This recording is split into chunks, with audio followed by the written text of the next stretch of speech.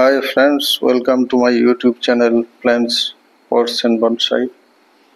এটি আমার মধু কামিনী বা কামিনী ফুলের বনসাই। এর বয়স 4 বছর। তো একটি গামলাতে আমি এই গাছটিকে গ্রো করছি এবং একটি বনসাই পরিণত করার জন্য একে ট্রেনিং করছি। তো দেখুন, এই গাছটিতে খুব সুন্দর ফুল ফুটেছে এবং প্রচুর নতুন শাখা প্রশাখা এবং ফুলের কলি বেরিয়েছে। গাছটি সারা গাছে অজস্র ফুল ফুটেছে এবং খুব সুগন্ধ ছড়াচ্ছে। তো গাছটির উপর আমি আজ সামান্য হালকা প্রুনিং করে এর যে সাইজটাকে একটু সুন্দর করবার চেষ্টা করছি। যেহেতু গাছের মধ্যে প্রচুর ফুল ফুটেছে এবং কলি বেরিয়েছে, তাই এটাকে আমি বেশি হার্ড প্রুনিং করতে পারবো না। হালকা একটু প্রুনিং করে সামান্য একটু কাজ করে এর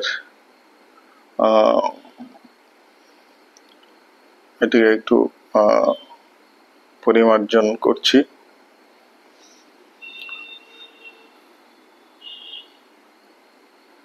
এই সময়ে এই গাছের টবের মাটি কোনো মতেই শুকিয়ে যেতে দেওয়া যাবে না, কারণ গাছটিতে প্রচুর ফুল ফুটছে। এই সময় টবের মাটি শুকিয়ে গেলে ফুলগুলি খুব তাড়াতাড়ি ঝরে যাবে। তাই এই সময় লক্ষ্য রাখতে হবে যেন এর মাটি সবসময় ভিজা ভিজা থাকে, একদম শুকিয়ে ফেলা যাবে না।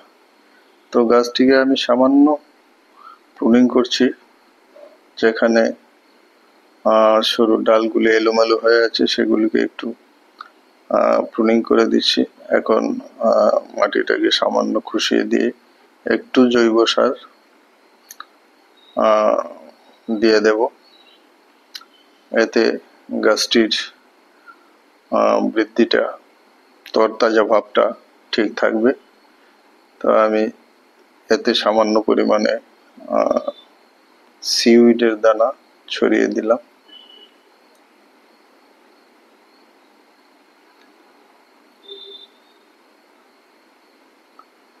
এবং একটু নিমখোল গুঁড়াতে দিয়ে দিলাম যেন পোকামাকড় আক্রমণ করতে না পারে। গ্রীষ্মকালে এতে খুব দারুণ ফুল ফুটে এবং কামিনী ফুলের গন্ধ আপনারা জানেন, খুব মিষ্টি সুন্দর গন্ধ বেরোয় এতে। এমন একটি ছোট গাছ বারান্দাতে রাখা যায় গ্রীষ্মকালে। তো আশা করি আমার এই কামিনী ফুলের বনসাইটি আপনাদের ভালো লাগবে। আমি এর গোড়াটাকে তথা ট্রাঙ্কটাকে একটি ব্রাশ দিয়ে ভালোভাবে পরিষ্কার করে নিচ্ছি, যাতে এতে কোনো ফাঙ্গাল তৈরি হতে না পারে।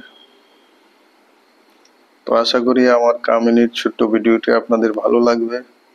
ভালো লাগলে লাইক, শেয়ার এবং কমেন্টস করতে ভুলবেন না। এতে চ্যানেলটি উৎসাহিত হবে। সবাই ভালো থাকবেন। নমস্কার।